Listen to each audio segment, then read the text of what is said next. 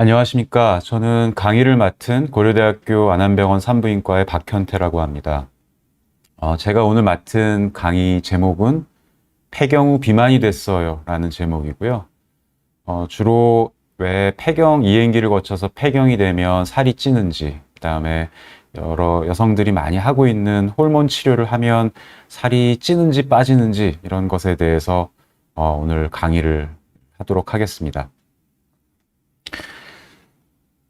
우선 제가 처음 준비한 슬라이드는요, 이제, 여자와 남자의 차이를 말씀드리고자 하는 건데요. 이게 이제, 몸속에 있는 지방세포입니다. 지방세포인데, 태어나서 이제 얼마 안 된 아이들의 지방세포인데요. 왼쪽은 여자아이의 지방세포고, 오른쪽은 남자인데요. 보시다시피 여자가 지방세포 자체가 굉장히 큽니다. 이것은 연령별로 이제 처음에 신생아 뭐 1살, 2살, 그다음에 이제 사춘기를 거쳐서 성인이 될 때까지 보면 이제 흰색이 여성이고요. 흰색이 남성이고 이제 검은색이 여성인데요. 검은색이 이렇게 항상 여성들이 거의 대부분 남성에 비해서 지방이 많습니다.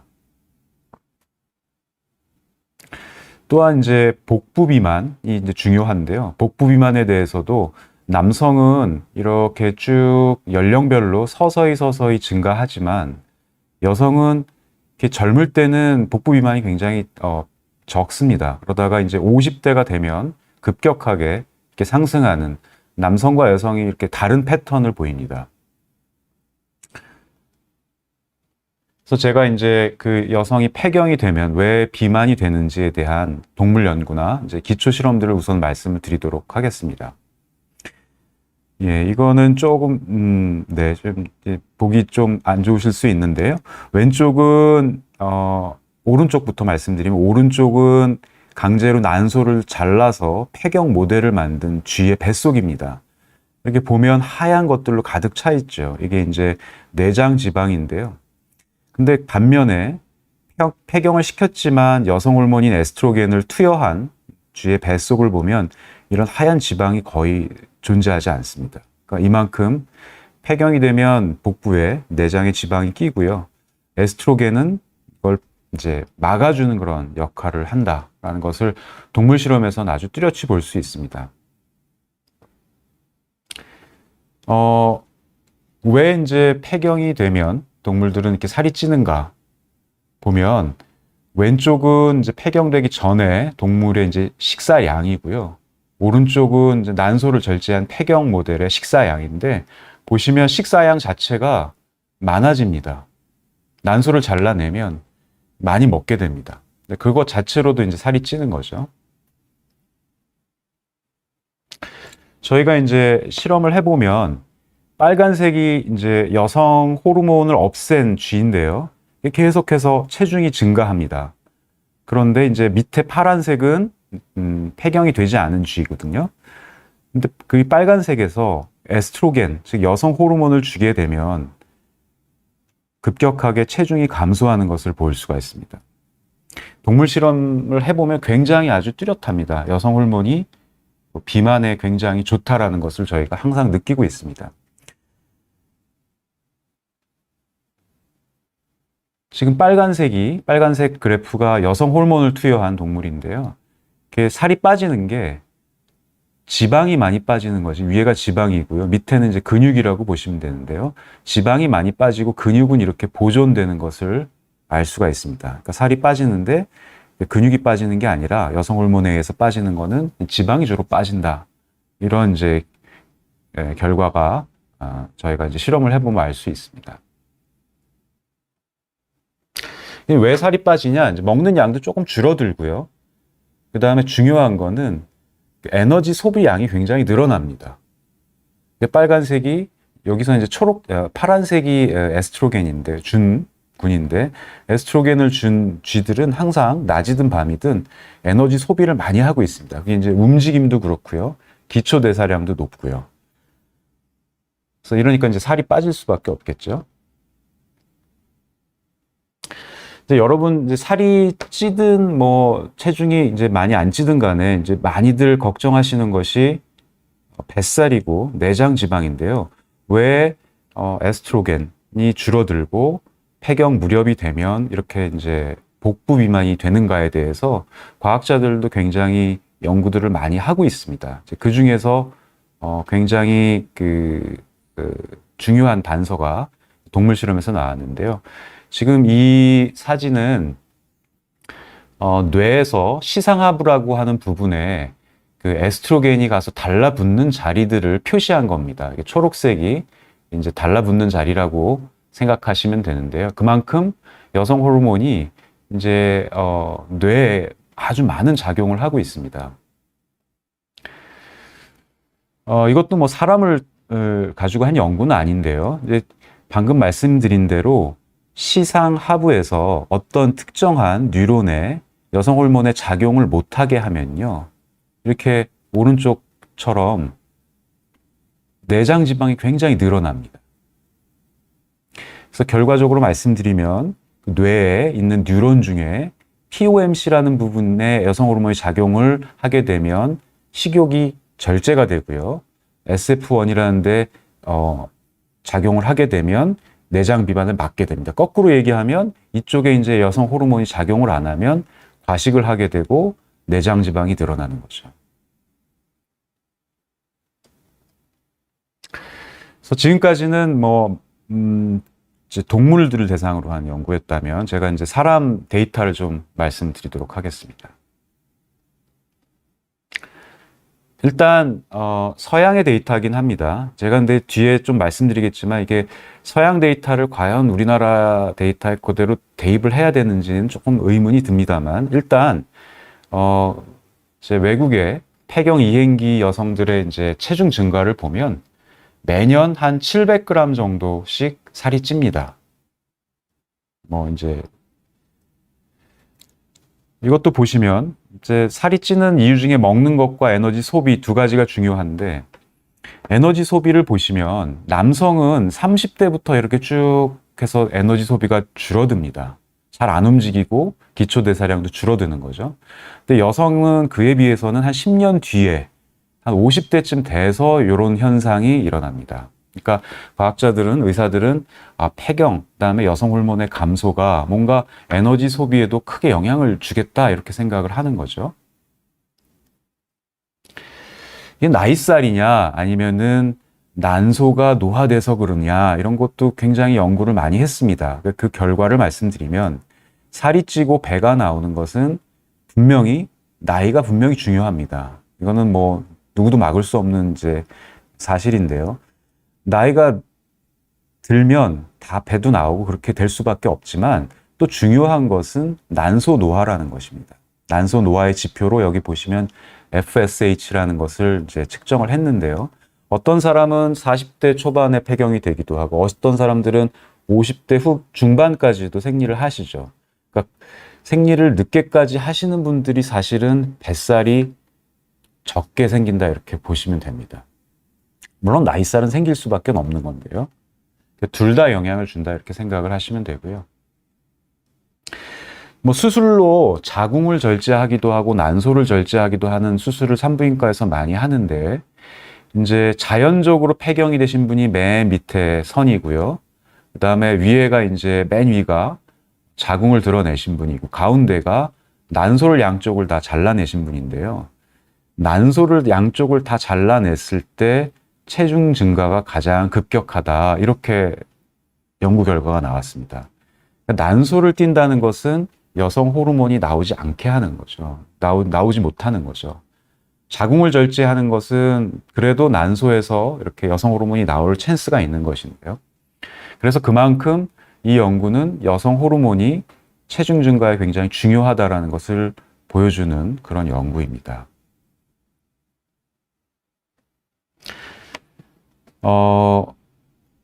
그리고 이제 대표적인 거, 이거 많이 보신 그런 사진일 수 있는데요. 이제 맨 위는 둘 다 이제 허리가 두껍지만 위의 사진은 주로 이제 이렇게 저희가 배를 만져보면 잡히는 그 피하 지방이 많은 패턴이고요. 밑에는 피하 지방은 별로 없지만 내장에 이제 지방이 많이 낀 내장 지방이 심한 상태입니다. 보통 이제 밑에를 남성형이라고 하고 위를 여성형이라고 하는데 이렇게 이제 허리둘레가 완전히 내장 지방과 일치하는 게 남성인데요. 그러니까 여성들은 허리둘레가 두꺼워도 그래도 내장 지방이 많지 않은데 밑에 이제 그래프를 보시면 폐경 전에는 그런데요. 폐경 후에는 이 허리둘레 자체가 거의 내장 지방과 흡사하다 이렇게 생각을 하시면 됩니다. 남성형처럼 변하는 거죠. 폐경이 되면. 그래서 이게 살이 찌는 이유에 대해서 굉장히 여러 가지 연구를 했습니다. 많이 먹는가 아니면 덜 움직이냐 뭐 기초 대사량이 어떠냐 이런 것들을 많이 연구를 했는데요. 실제 보시면 맨 왼쪽은 먹는 양인데요. 먹는 양은 이제 폐경이 진행되면서 많이 늘어나지 않습니다. 오히려 조금 주는 패턴을 보이죠. 근데 문제는 뭐냐면 오른쪽처럼 신체 활동량이 급격히 줄어듭니다. 이제 물론 이건 서양의 데이터긴 한데요. 급격하게 줄어들고 그 다음에 fat oxidation이라고 그래가지고 지방을 연소하는 능력이 폐경 전 여성에 비해서 폐경된 여성이 급격히 줄어듭니다. 안 움직이고 지방을 못 태운다는 거죠. 먹는 것보다는 이런 대사에 또는 신체 활동에 문제가 많다라는 결과가 보고된 바가 있습니다. 제가 이제 지방을 연소하는 능력에 대한 얘기를 했는데요. 운동을 했을 때 이제 탄수화물, 포도당을 이용을 할 수도 있고, 그 다음에 지방을 태울 수도 있고, 그 운동의 어떤 종류나 강도에 따라서 다르지만, 나이에 따라서도 젊은 여성은 이렇게 밥을 많이 드시면 지방을 많이 연소하는 능력이 있습니다. 근데 나이가 드시면 과식을 하게 돼도 이런 지방을 잘 태우지 못합니다. 그러니까 이제 이런 데에서부터 벌써 불리한 점이 있는 거죠. 그러니까 다 살로 간다는 거죠, 먹는 게. 그러니까 지금 제가 말씀드리는 거는 폐경이 되고 폐경 이행기에서 이제 여성 호르몬이 줄어들면 살이 안 찔래야 안 찔 수가 없다는 얘기를 계속 드리고 있는 겁니다. 그리고 또 이제 또 재밌는 연구 중에 이제 살이 찔 때 유방, 가슴에도 찔 수가 있고요. 거기도 지방이 있고 복부, 피하 지방도 있고요. 그다음에 허벅지 쪽도 있는데 이제 하얀색이 폐경 전 여성이고요. 검은색이 폐경된 여성인데 이렇게 이제 보시면 유방 쪽은 크게 두 군의 차이가 없습니다. 폐경된 여성이나 뭐 폐경 전 여성이나. 근데 이제 복부나 허벅지 쪽을 보시면 주로 이제 폐경된 여성은 복부에 좀 더 있고요. 폐경 전 여성은 주로 허벅지 쪽을 이용을 하는 걸 볼 수 있습니다. 저는 최근에 이건 재밌는 데이터인데요. 인바디라는 회사에서 제공받은 데이터인데요. 이게 이제 글씨가 좀 작아서 잘 안 보이실 텐데 맨 왼쪽 위에 있는 게 이제 미국 여성들의 패턴입니다. 미국 여성들은 이게 이제 지방의 양이거든요. 20대 때 계속 증가합니다. 지방의 양이. 그리고 30대, 40대도 계속 지방의 양이 증가를 하고요. 50대, 60대, 70대 가도 그 기울기가 계속 유지가 됩니다. 독일도 마찬가지고요. 근데 우리나라, 이게 이제 한국인데요. 20대에 지방의 양이 감소합니다. 이게 다른 나라랑 완전히 다른 패턴이죠. 아마 다이어트를 너무 심하게 해서 그럴 수 있는데, 그리고 30대, 40대는 지방의 양이 유지가 됩니다. 늘어나지 않고요. 45세에서 요 가운데 선이 이제 50세인데요. 45세에서 50세, 55세 요 사이에 지방의 양이 급격하게 증가하고 그 폐경 이후에도 그 기울기가 계속 갑니다. 그러니까 저는 이런 인바디 데이터를 봤을 때 굉장히 많은 수를 대상으로 했기 때문에 어느 정도 저는 이제 요거를 안 믿을 수는 없는데요. 그러니까 20대 너무 이제 다이어트를 많이 하시고 그리고 폐경 이행기 중년에 들어서 급격하게 이제 지방의 양이 증가하는 패턴을 우리나라 여성들이 보인다는 거죠. 그래서 제가 과거에 오래됐지만 이런 국민건강영양조사라는 걸 가지고 우리나라 여성의 이제 식사량과 그다음에 식사 중에 탄수화물, 단백질, 지방 이런 것들 얼마나 드시는지 이런 걸 조사한 적이 있는데 40대에 가장 많이 드시더라고요. 그리고 50대 가면 이제 좀 떨어지고요. 60대가 떨어지고요. 40대가 아니라 이제 제가 잘못 말해 30대 가장 많이 드십니다. 그리고 40대, 50대, 60대 이렇게 요 순서대로 떨어지는데요. 탄수화물의 양은요, 보면 탄수화물의 양은 30대 때 많이 탄수화물 먹다가 40대 이제 감소하고요. 50대 다시 늘어납니다. 물론 이거는 단백질 또는 지방 양을 좀 줄어들어서 이렇게 보이는 걸 수도 있지만 이제 실제 양 자체도 40대에 비해서 폐경 여성들이 조금 더 많이 드시는 것 같아요. 이런 것들도 좀 문제라고 생각을 하고 있습니다. 그 다음에 이제 지방량뿐만 아니라 요즘에 이제 근육량에 대한 얘기를 많이 하고 있습니다. 근감소증의 중요성도 많이 강조가 되고 있는데요.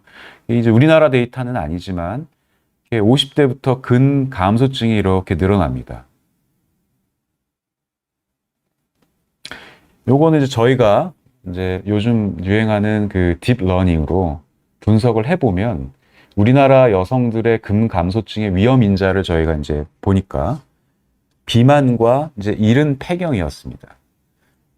그리고 폐경이 이제 49세 전에 되거나 그런 여성들이 이제 비만할 경우에 근감소증의 위험도가 굉장히 올라갔습니다. 그 반면에 이제 초경과 이제 폐경 사이가 긴 여성, 그러니까 생리를 오래 했던 여성들은 근감소증의 이제 위험도가 좀 낮아지는 그런 패턴을 볼 수가 있었습니다. 그만큼 이제 여성 호르몬이 그만큼 근육에도 중요하다는 얘기를 드리고 있는 겁니다.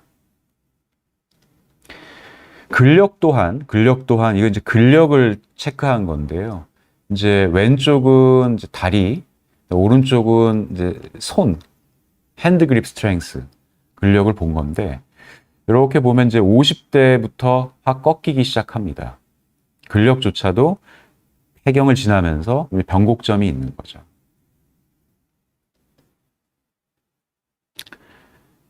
그래서 이제 제가 이제 쭉 뭐 에스트로겐 얘기도 했지만 프로게스테론도 있고 여성에서는 남성 호르몬이 테스토스테론도 나오는데요.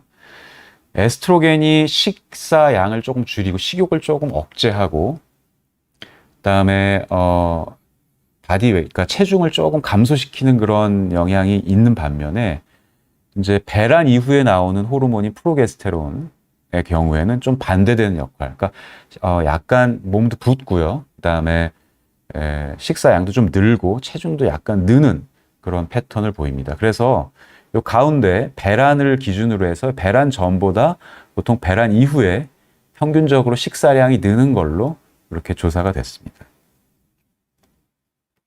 그래서 정리를 하면 나이살, 노화는 어쩔 수 없죠. 다 누구나 나이에 의해서 체중이 늘고 허리둘레가 증가를 하는데요. 여성은 특히 이 노화와 더불어서 폐경, 그다음에 여성 호르몬의 감소가 아까 제가 말씀드렸지만 기초대사량도 줄어들고 활동량도 떨어지고 내장 지방도 떨어지고 근육량도 줄고 근력도 감소하는 그런 아주 명확한 그런 패턴을 보이기 때문에 폐경을 지나가면서 내가 왜 이러지 하는 것들이 다 이제 이해가 되실 겁니다. 그렇지 않은 것이 이상한 거죠. 네. 그래서 이제 여러분 많이 이제 호르몬 요법을 많이 하시잖아요.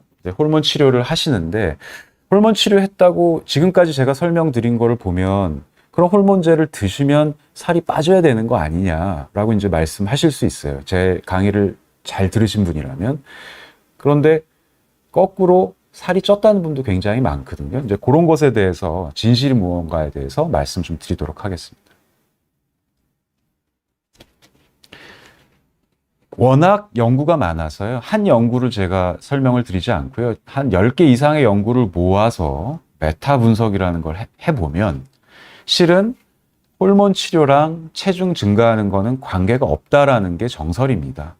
뭐 어떤 연구는 조금 빠지기도 하고 어떤 연구에서는 실제로 좀 찌기도 하고 근데 그런 연구들을 수십 개를 모아서 분석을 해보면 실제 가짜 약을 먹으신 분이나 호르몬 치료하신 분이나 체중 증가에는 별 차이가 없었다라는 게 이제 정설입니다. 그 반면에 전체적인 체중은 그렇지만 허리둘레에 있어서는 호르몬제를 먹은 것이 더 좋다라는 결과가 나왔습니다. 아주 뚜렷한 건 아니지만 약간 허리둘레에는 긍정적이다. 그러니까 전체적으로는 뭐 약간 이제 체중이 크게 차이는 없지만 뱃살은 조금 호르몬제 투여하는 것이 좋다는 거고요. 특히 뱃살 중에서 내장 지방에 대해서는 아주 일관되게 보시면 호르몬 치료하면은 여기 보면은 영어로 돼 있지만 이게 다 내장 지방이 이 세 개는 감소했고 하나는 크게 차이 없었다. 이렇게 나와서 체중이 늘었다는 부분에 대해서는 제가 좀 이따 왜 그런지에 대해서 설명을 드리겠습니다만 전체적으로 봤을 때는 안심하고 치료를 받으셔도 될 것 같습니다. 그다음에 이제 근육량, 요즘에 근육이 또 중요하다고 얘기를 하니까요. 근육량에 대해서는 아직까지는 좀 좋다, 나쁘다 이런 것들이 너무 많아서 제가 이제 확신을 갖고 말씀드리긴 조금 어렵습니다. 그렇지만 호르몬 치료는 종류가 많아요. 호르몬제 종류도 많고 그다음에 먹는 것도 있고 바르는 것도 있고 많잖아요. 근육량에 효과적인 호르몬 치료에 대한 것이 최근 좀 관심이 저는 있는데요. 여러분 리비알이라는 호르몬 있죠. 티볼론이라고 하는데 그 리비알은 예전부터 이렇게 보시면 근육량이 이걸 먹으면 늘어납니다. 그래서 살이 찌는 느낌이 들어요. 리비알을 먹으면. 근데 실제로 살이 찌는 게 아니라 근육이 좀 증가하는 거고요. 전체적인 체중은 별 변화가 없습니다. 그리고 재밌는 것은 경구용, 그러니까 먹는 에스트로겐 제제에 비해서 바르는 그러니까 경피 제제, 바르는 호르몬제도 있거든요. 바르는 호르몬제가 좀 더 근육량 증가에 효과적이었다는 연구가 있습니다. 근력에는 전반적으로 호르몬 치료하면 좋다, 이렇게 힘이 세진다, 이렇게 말씀드릴 수 있겠습니다. 안 하는 것보다는요. 그다음에 이제 이 티볼론을 많이들 처방을 받고 드시기 때문에 요거에 대해서 오해가 많이 있으신데요. 방금 제가 얘기 드렸듯이 이 리비아를 드시면 근육량이 좀 늘죠. 그렇지만 지방량이나 근력에 대해서는요. 그렇게 뭐 지방량이 늘거나 근력이 아주 확 이렇게 좋아지거나 그런 거에 대해서는 아직 연구 결과가 확실치 않습니다. 그리고 전체적인 체중은 리비알 먹었다고 해서 찌지 않는다. 제지방량, 즉 근육량만 조금 늘어난다. 이렇게 현재까지는 그렇게 말씀드릴 수 있겠습니다. 그리고 이제 마지막 파트인데요. 이게 조금 민감한 문제일 수 있습니다. 그러니까 분명히 호르몬제 복용하고 나서 살이 쪘다는 분이 분명히 많고요. 있죠. 많다기보다 있어요. 그래서 그런 경우 어떻게 해야 되냐. 이걸 좀 말씀드리도록 하겠습니다. 제 외래에도 되게 많아요. 이제 호르몬제 처방 받고 한두 달 있다가 뭐 4kg, 5kg가 늘었다고 해서 못 먹겠다고 오시는 분들이 있거든요. 분명히 먹는 양도 뭐 평소랑 다름없고 운동도 비슷하게 하는데 살이 많이 쪘다는 거예요. 이제 대부분 선생님들은 산부인과 의사들은 제가 지금까지 강의했던 내용을 다 아시거든요. 그러니까 호르몬제가 살이 찔 리가 없다라고 이제 대답을 하시죠, 보통. 그래서 뭐 몸도 편해지고 식욕도 늘고 해서 뭐 많이 드시고 그래서 살이 찌는 거지 호르몬제 때문에 살이 찌는 게 아니다. 이런 얘기를 많이 들어보셨을 거예요. 근데 이제 실제 여성 호르몬 에스트로겐은 분명히 살찌는 거에는 좋은 영향이 있어요. 살을 잘 안 찌고요. 식욕 떨어지고 뭐 근육량에도 좋고 다 한데 저희가 처방하는 그런 호르몬은 약입니다. 그러니까 난소에서 나오는 에스트로겐과는 좀 달라요. 대표적으로 다른 게 먹는 거잖아요, 대부분.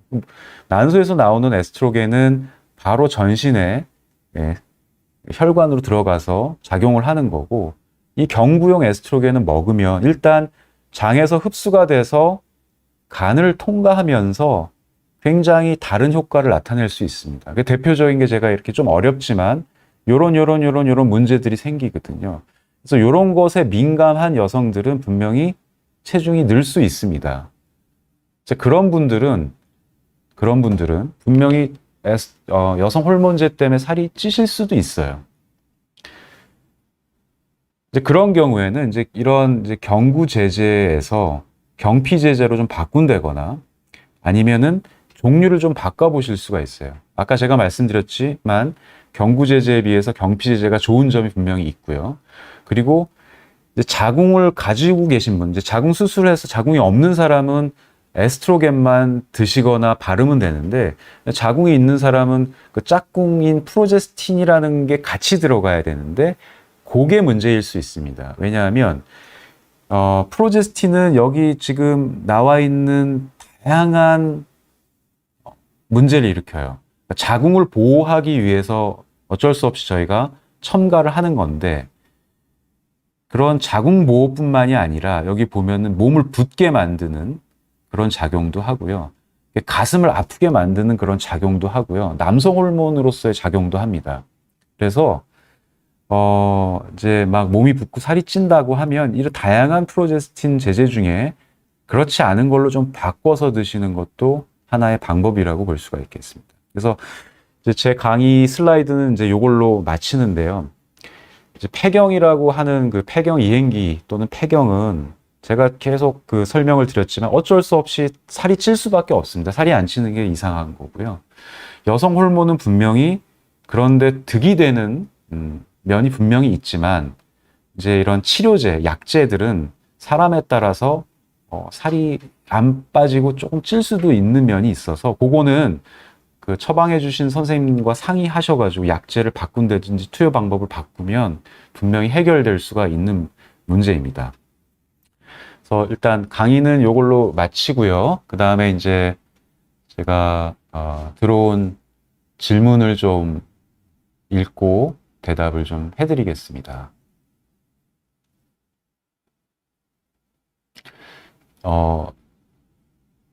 김영린님 보니까 폐경 후 살이 갑자기 찌고 운동하고 식이 조절하는데 잘 안 빠지네요. 방법이 없나요? 허리, 무릎이 안 좋아져 살 빼라고 병원에서 계속 얘기하시네요. 뭐 굉장히 이런 분들 많죠. 일단 살 빼는 가장 좋은 방법은 덜 먹고 많이 움직이는 건데요.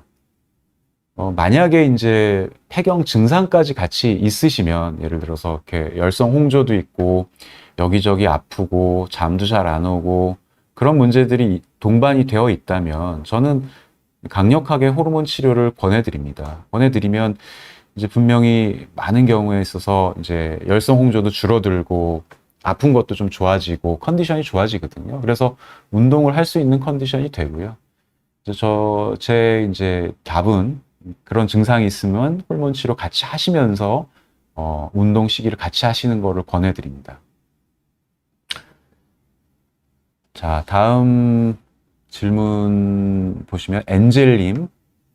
교수님 안녕하세요. 저는 폐경 4년째인 50대 중반 여성입니다. 저는 폐경 후 살이 빠지던데 저 같은 사람도 있나요?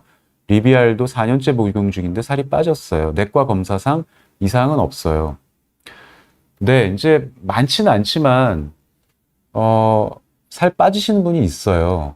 근데 이제 본인은 뭐 똑같이 그 생활한다고 하는데 대부분은 사실은 식사량이 좀 많이 주는 그런 경향이 있으십니다. 그래서 제가 그 우리 국민건강영양조사 이런 데이터를 보여드렸는데 우리나라 이제 폐경 여성들의 문제는 이제 식사의 어떤 패턴에 있어서 탄수화물은 이 전과 비슷하게 유지를 하면서 단백질이랑 이제 좋은 지방의 양은 굉장히 적어요. 드시는 게. 그래서 저는 이제 첫 번째 드릴 수 있는 말씀이 그런 단백질이나 좋은 지방을 잘 좀 챙겨서 드시는 거를 일단 첫 번째로 권해드립니다. 그런 것들을 좀 해보시면 뭐 내과 검사 이상이 없다고 하니까 뭐 당연히 이제 살이 빠지시는 분도 있는데 이제 식사를 그런 이제 좀 단백질, 좋은 지방 이런 것들 좀 챙겨 드시는 거를 좀 권해드립니다. 다음 이제 이윤님. 폐경이 되었으면 살이 찌는 게 자연스러운 일이라 평소와 같이 먹어도 다이어트를 해야 하나요? 예.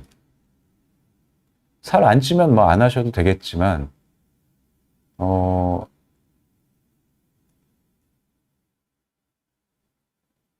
저 방금 전 분도 그랬지만 폐경이 돼서 살이 빠지시는 분도 있어요. 그러니까 이제 저희가 이제 쭉 그런 수만 명 데이터를 합산을 하면 이제 살이 찐다는 거지. 뭐 살이 빠지시는 분도 있고 찌는 분도 있고 그대로인 분도 있고 이제 여러 가지 있는데 이제 패턴은 아까 말했듯이 살이 찌는데 아니 체중은 비슷하다 하더라도 실은 그 구성이 근육이 이제 빠지고 이제 지방이 늘어나고 특히 지방이 이제 뭐 허벅지나 이런 쪽이 아니라 엉덩이 이런 쪽이 아니라 이제 배 쪽으로 가는 게 문제인데 그런 것까지 이제 똑같다고 하면 뭐 아주 축복받은 거죠. 그렇지만 이제 그렇지 않죠, 대부분. 그렇기 때문에 운동도 하시고 다이어트도 하시는 게 맞습니다. 다음에 네.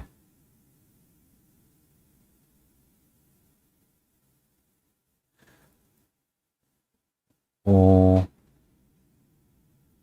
카라님, 56세입니다. 50세 허리 수술 후부터 자연적으로 폐경이 되었는데 조금만 관리 안 하면 살이 찝니다. 여성 호르몬제를 먹어야 하나요? 네. 제가 보기에는 이제 허리 수술과 이제 폐경은 뭐 큰 관련은 없으실 것 같은데요. 어, 조금만 관리 안 하면 살이 찝니다. 이건 당연한 거죠. 누구나 그렇습니다. 근데 그것 때문에 꼭 호르몬제를 먹어야 할 거는 아니고요. 그러니까 호르몬제의 적응증 중에 이제 뭐 살이 잘 찌고 비만하다 이런 거는 없어요. 그러니까 살을 뺄 목적으로 꼭 호르몬제를 드셔야 될 거는 아닙니다. 우선 생활 습관 교정이 첫 번째고, 그다음에 살이 뭐 그것보다 이제 우리가 의학적으로 봤을 때 과도하게 비만이 되거나 그러면은 비만 약제들이 많이 나와 있죠. 그래서 그런 게 우선인데 제가 아까 처음에 말씀드렸듯이 폐경기 증상이 동반된 여성이라면 이제 같이 드시는 거를 저는 권해드려요. 어, 계속 말씀드리지만 호르몬제를 먹었다고 뭐 살이 쫙 빠지고 그런 건 절대 아닙니다. 그런 걸 기대하시면 안 되고 라인이 좋아진다고 생각을 하시면 됩니다. 그러니까 체중은 크게 차이는 없으나 우리가 이제 근육과 지방의 양 자체가 좋아지고 특히 이제 내장 지방 쪽에는 긍정적인 영향이 있다고 봐야 되죠. 네. 다음에 하트님, 선생님 안녕하세요. 30대 초반 여성입니다. 예. 167cm에 60kg를 유지하고 있다가 2년 전부터 살이 쪄서 지금 80kg가 나갑니다. 어떻게 살을 빼야 할지 요즘 살이 잘 안 빠지고요. 펜터민, 큐시미아, 삭센다 중 이건 이제 비만 클리닉 얘기인데 오늘 주제와는 이제 조금 다른 문제긴 합니다. 근데 이제 뭐 저 펜터민, 큐시미아, 삭센다 이거에서 꼭 뭐 하나를 딱 제가 이제 제시를 해주는 것보다는 혹시 이제 월경 패턴 이런 거는 어떠신지가 조금 궁금하고요. 생리불순이 있다면 그런 문제 때문에 살이 잘 찌신 분들이 있거든요. 그래서 그런 게 있는지 궁금하고요. 일단 약제에 대해서는 이제 더 많은 다른 선생님들이 아마 좋은 조언을 해주실 것으로 기대합니다. 네, 초코송이 냠냠냠님. 선생님 나와주셔서 감사합니다. 폐경과 근손실에 대해서도 궁금합니다. 폐경 후 골다공증이 생길 가능성이 많다고 하는데요. 근손실 또한 폐경 후에 급격히 오는지요? 아, 네. 되게 민감한 질문인데요. 그러니까 쉽게 얘기하면은 그렇습니다라고 대답을 제가 하지만 엄밀히 따지고 들어가면 정말 이제 폐경 후에 어떤 이유로 이제 얼마만큼 근손실이 오는지 저희가 잘 모릅니다. 사실 근손실은 노화가 가장 큰 역할을 하는데요. 저희가 이제 기초 실험 결과나 동물 실험에서 보면 여성 호르몬인 에스트로겐이 그 근육의 스템셀에 긍정적인 영향을 주고요. 그 다음에 염증 마커들을 굉장히 낮춥니다. 근육에서. 그런 것들이 근손실로 빠지는 것을 어느 정도 예방을 할 수 있겠다라는 그런 생각들을 하는데요.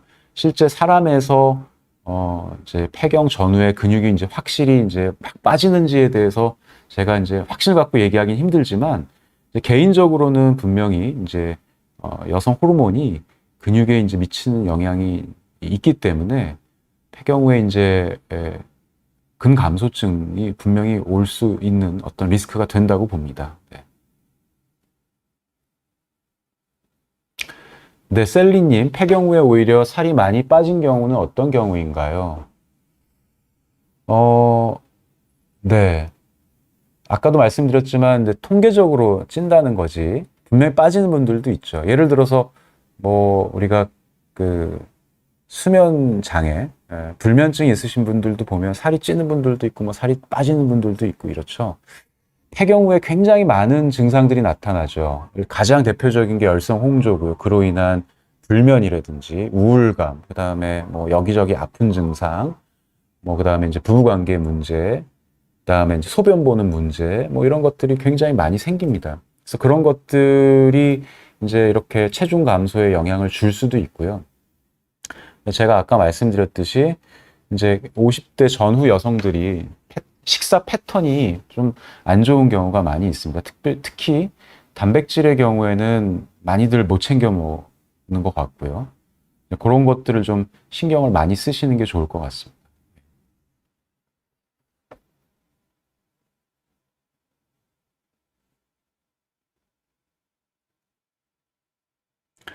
네, 초코송이 냠냠냠님. 선생님 혹시 우리가 알고 있는 제가 설명해 주시는 폐경의 속성들의 정보들은 주로 어느 나라, 어느 인종에 준하는 경우가 많나요? 폐경은 인종에 따라 특성이 많이 달라지나요?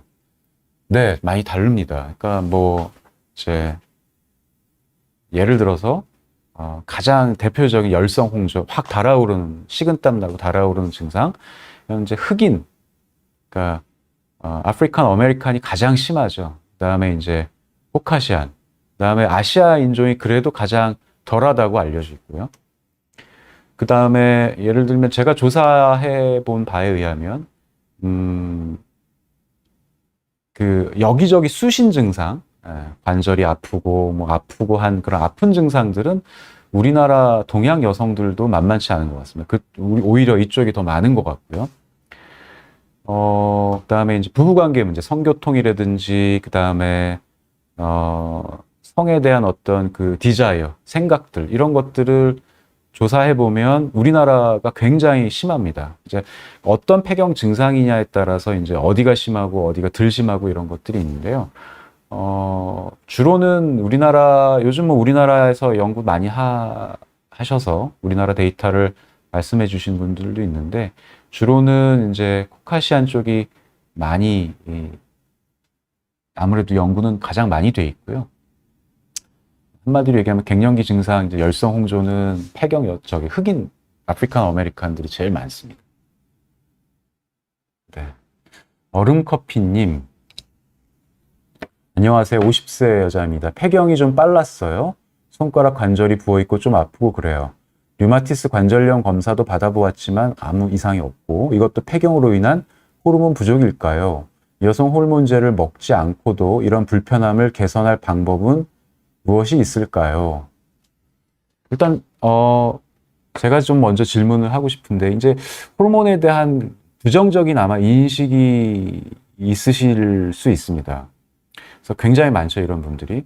그리고 제가 조금 걱정되는 거는 이제 40대 초반에 폐경이 되셨잖아요. 그게 이제 좀 걱정인데요. 이른 폐경이라고 합니다. 보통 40세 전에 폐경이 되는 거를 뭐 조기 폐경이라고 많이 부르고요. 40에서 45세 사이를 이제 이른 폐경이라고 부르는데, 저희 의사들은 이런 조기 폐경이나 이른 폐경의 경우에 그래도 나이 만 50세까지는 여성 호르몬 치료를 하는 것을 권해드리고요. 지금 얼음커피님 말씀대로 관절이 아프신 분들 굉장히 많고요. 호르몬제에 의해서 좋아지는 분들도 굉장히 많습니다. 여성 호르몬제를 먹지 않고도 이런 불편함을 개선할 방법은 실은 여러 가지 뭐 이제 운동이라든지 그런 요법밖에는 사실은 제가 권할 수 있는 건 없는데요. 한번 산부인과 선생님이랑 상의해 보시고요. 또 너무 폐경된 지가 오래되면 또 여성 호르몬 치료하는데 좀 부담이 있을 수 있으니까 한번 상의를 받아보실 거를 추천합니다.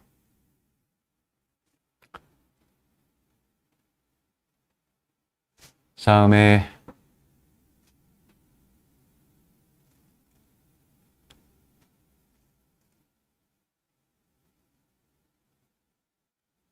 대인님, 선생님 저 임신 출산 계획 없어서 생리 중단 시술을 받으려는데 그럼 저 폐경과 동일해지니 폐경으로 오는 영향을 받을까요? 매달 생리통이 너무 심해서 생리 중단이 어떨까 해서요. 네. 생리 중단 시술이라고 하는 거는 이제 시술이라고 하는 걸 보니까 이제 약제를 투여하시는 건 아닌 것 같은데요. 보통 난소는 우리가 건들지 않죠. 그러니까 이제 자궁 쪽만 이제 뭐 태우거나 뭐 이런 걸로 월경을 이제 막으려는 분이신 것 같은데요. 생리통은 아마 이론적으로는 없겠죠. 그런데 배란통은 올 수 있습니다. 그런 경우에는. 네. 때에 따라서 이제 약제에 의해서 생리를 이제 막아버리는 그런 경우가 있습니다. 화학적인 거세라고 하는데요. 그런 경우에는 당연히 이제 폐경 증상이 오죠. 그래서 어떤 건지 잘 모르겠으나, 이제 자궁 쪽만 이제 막는 거라면, 폐경으로 오는 증상이 별로 없을 건데요. 이제 난소까지 일을 안 하게 만드는 그런 어떤 치료를 하신다면, 그거는 이제 당연히 오히려 굉장히 심한 폐경 증상에 시달릴 수 있습니다. 그러니까 상의를 잘 하셔가지고 하시는 게 좋을 것 같습니다. 대인님. 그다음에 송지현님. 근종절제술 시 자궁을 같이 제거하는 것과 자궁을 남기는 경우에 폐경 후 어떤 방법이 더 후유증 없이 건강하게 유지될 수 있는지요? 네. 이거는 이제 지금 자궁 근종의 어떤 상태가 그냥 근종 절제만 해도 되는 상태인 건지 아니면 뭐 굉장히 개수도 많고 막 너무 크고 그런 건지 지금에 조금 더 집중하시고요. 이제 폐경 후에 만약에 호르몬 치료를 한다라고 가정을 했을 때 자궁이 남아있는 경우는 아까 제가 말씀드렸던 자궁 보호를 위해서 프로제스틴이라는 거를 추가를 해야 하는데요. 그 프로제스틴을 추가하는 것이 에스트로겐 단독보다 조금 불리한 면이 있습니다. 네. 그래서 자궁이 없는 사람들을 저희가 오히려 호르몬 치료할 때 되게 좋아합니다. 워낙 호르몬 치료의 효과가 좋기 때문에 그 다음에 장기적으로 했을 때 훨씬 더 안전하고요. 이제 그런 말씀을 제가 드릴 수 있는데요. 이제 지금 이제 혹이 이제 너무 여러 개거나 뭐 많거나 크거나 뭐 그렇지 않다면 또 나이가 너무 젊다면 자궁을 다 이제 제거하는 것이 또 부담이 되실 수 있겠죠. 네. 루시님, 4개월 정도 쉬고 있는데 폐경 같거든요. 만 47세고 산부인과 가서 호르몬 치료해야 될까요? 추가 검사 폐경 관련 어떤 걸 받아야 할지요? 네. 일단 검사는 뭐 선생님께서 알아서 해주시겠지만 이제 가장 기본적인 검사는 이제 FSH라는 검사와 에스트라다이올이라는 이 두 가지 검사가 가장 기본적이고요. 선생님에 따라서 AMH를 뭐 추가하시는 선생님도 있을 수 있습니다. 그렇게 이제 검사를 받고 나서 폐경이다라고 판정이 되면 이제 호르몬 치료를 해야 하냐 말아야 하냐인데요. 일단 가장 중요한 것은 증상입니다. 내가 폐경과 관련된 증상이 있다라고 하면 호르몬 치료를 저는 권하고요. 전혀 없다? 그러면 뭐 꼭 하실 필요는 없는 거죠. 그리고 이제 거기에 유방암의 가족력이라든지 과거의 어떤 병력들, 뭐 심장이라든지 뇌라든지 이런 것들이 다 별 문제가 없다. 이제 또는 별 문제가 있는지 이런 것들이 되게 중요하고요. 그래서 지금 내가 가지고 있는 폐경과 관련된 증상, 뭐 열성, 홍조 아까 말씀드렸듯이 불면, 여기저기 아픈 증상, 뭐 소변 보는데 문제, 그다음에 부부관계의 문제 이런 것들이 이제 있다고 하면 하시는 게 좋겠죠. 네. 그다음에 강브레멘님, 2017년을 의미하시는 건가요? 자궁과 나팔관만 적출했고 난소는 그대로 둔 상태이고요. 현재 프로기노바 1mm와 비비안트 20mm를 복용 중인데 프로기노바 2mm로 늘려도 될까요? 체중은 늘지 않았습니다. 네. 네. 이거는 이제, 네. 저는 일단, 2mm로 늘리는 것에 대해서 찬성하지는 않습니다. 왜냐하면 데이터가 없습니다. 프로기노바 2mm와 비비안트 20mm를 계속 복용했을 때 그렇지만, 자궁을 제거를 하셨군요. 자궁을 제거하셨으면은 상관없죠. 근데 자궁을 제거를 하셨다면 저는 굳이 비비안트 20ml를 복용할 필요는 없다고 생각을 합니다. 그건 뭐 선생님과 상의를 하실 문제인데요. 원칙은 자궁이 없는 사람이 호르몬제를 드시는 원칙은 에스트로겐만 투여하는 것이 원칙입니다. 예. 그래서 저 같으면 일단은 프로기노바 2ml를 뭐 1ml든 2ml든 그것만 사용해 보고 이제 다른 문제가 없다 뭐 생기는지를 좀 볼 것 같습니다. 아마도 이제 그 처방해 주신 선생님께서 아마 이제 유방 때문에 걱정이 돼서 비비안티를 추가하셨을 수는 있는데요. 예. 근데 이제 우리가 장기간의 데이터는 그 2ml와 비비안티 20ml를 투여하는 것에 대해서는 없기 때문에, 네. 자.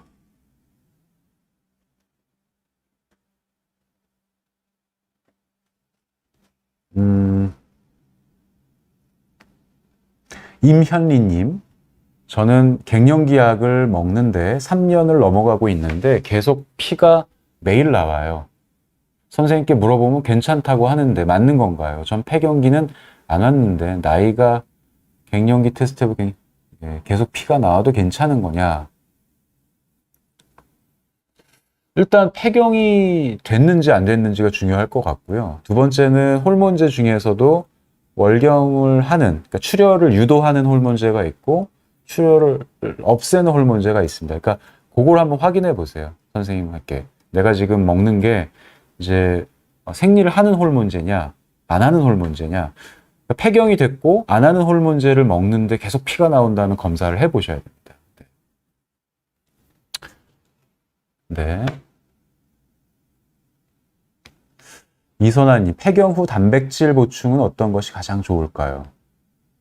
제가 사실 이 문제를 여기 나오기 전에 검색도 많이 해보고 논문도 좀 찾아보고 했는데요. 일단 답이 없습니다. 그러니까 목적이 뭐냐에 따라 조금 달라질 필요는 있어요. 그러니까 내가 만약 근육을 키우고 근력을 키우는 게 목적이라고 하면 아무래도 식물성보다는 동물성 단백질 보충이 조금 더 근거가 있고요.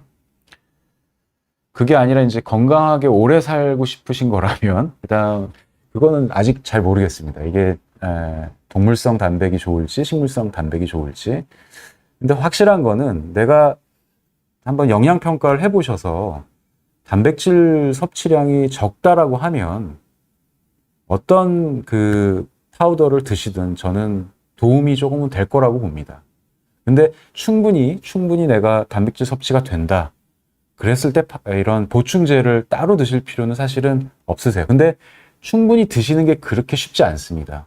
그래서 이선아님은 뭐 어떤 걸 드셔도 도움이 분명히 될 텐데 내가 이제 막 근육을 키우고 힘을 키우는 거라면 제가 동물성 단백을 보충을 해드리고요. 그다음에 식물성은 아무래도 뭐 이제 파이토에스트로겐, 아이소플라본 이런 것들에 대한 연구가 많이 돼 있어서 그게 이제 심혈관 질환에 더 좋다, 뭐 그렇지 않다, 비슷하다 이런 연구가 많거든요. 그래서 이제 그런 게 목적이라면은 식물성을 드시는 것도 괜찮은 것 같고요. 네. 그래서 답은 잘 모르겠다. 아직 이거는 뭘 어떤 특정한 근거를 갖고 얘기하기가 사실은 힘듭니다.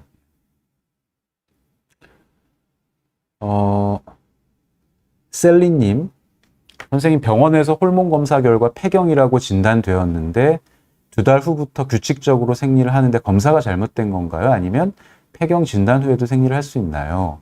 이런 경우가 드물지 않습니다. 그래서 저희가 보통 폐경으로 진단하려면 최소한 검사를 2번 합니다. 한 4개월 간격으로. 그러니까 셀리님은 이제 처음에 검사를 했을 때는 폐경 수치가 나왔겠지만 2달 후에 다시 이제 생리를 한다. 검사를 하면 아마 폐경 수치가 안 나오겠죠. 그럼 폐경이 아닌 거죠. 검사가 잘못됐다기보다 이제 그렇게 이제 보통 저희가 간격을 띄워서 2번을 하는 것을 추천을 합니다.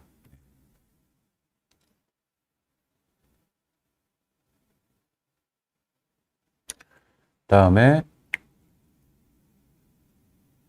왕비님, 선생님 안녕하세요. 페라민 Q도 호르몬제인가요? 이건 이제 건강기능식품이죠. 호르몬제라고 얘기하기는 힘들고 건강기능식품입니다. 그렇게 아시면 될 것 같고요. 그 다음에 송지현님, 네, 감사합니다. 피검사만으로도 근종의 크기를 유추할 수 있는지요? 전혀 유추할 수 없습니다. 임현리님, 네, 안 하는 호르몬제라고 합니다. 아마 생리를 안 하는 호르몬제인가 보죠. 계속 이야기하셔도 괜찮다고. 호르몬제를 바꿔야 하나요? 다른 병원을 가야 하나요? 그러니까 이게 이제 그러니까 안 하는 호르몬제를 먹는데도 출혈이 계속된다는 뜻인가요? 보통 이제 초음파를 보셨을 거고요. 이제 초음파 검사상에 자궁 내막이 아주 얇으면 저희가 그냥 안심을 시켜드리고요. 그렇지 않으면은 항상 이제 그 폐경 이후에 나오는 출혈은 자궁 내막 병을, 그러니까 제일 나쁜 게 자궁 내막암이죠. 항상 의심을 해야 되기 때문에 이제 너무 얇지 않다면 조직 검사를 해보는 것이 이제 원칙입니다. 근데 아마 괜찮다고 하셨으면 초음파 보고 자궁 내막이 얇으니까 아마 괜찮다고 하셨을 거고요. 예.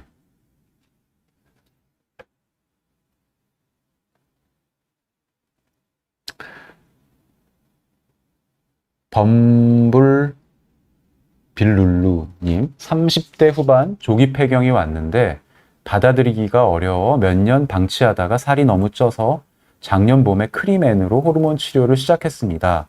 이제 1년 됐는데 오른쪽 가슴만 간지러워요. 유방암이 걱정돼서 호르몬 치료를 계속 해도 되는지 고민입니다. 여기까지 하고 마치도록 하겠습니다. 일단 어떤 약도 뭐든지 다 좋기만 하고 그런 약은 없습니다. 그러니까 좋은 점과 나쁜 점이 분명히 있는데요. 30대 후반 조기 폐경이 되셨으면 유방암 걱정 때문에 호르몬 치료를 안 하는 거는 말이 안 됩니다. 무조건 하시는 게 맞아요. 너무나 많은 부작용들이 생겨요, 안 하시면. 그래서 하시는 게 맞고, 유방암은 아주 가족력이 있다면 뭐 가족력이 있으셔도 사실은 호르몬 치료를 하는데, 검사하시면서 호르몬 치료를 받으시는 게 정답입니다. 네, 오늘 그 짧은 시간이지만 폐경 후 비만과 관련해서 제가 강의도 하고 여러 그 구독자 여러분 질문도 받아봤는데요. 저도 많이 도움이 되는 시간이었습니다. 그래서 폐경 이후에 살이 찌는 게 당연하고요. 어떻게 보면. 그래서 잘 관리를 하시고 그다음에 호르몬제도 한번 생각을 해보시다. 이렇게 말씀을 드릴 수 있겠습니다. 오늘 강의를 경청해 주셔서 감사합니다.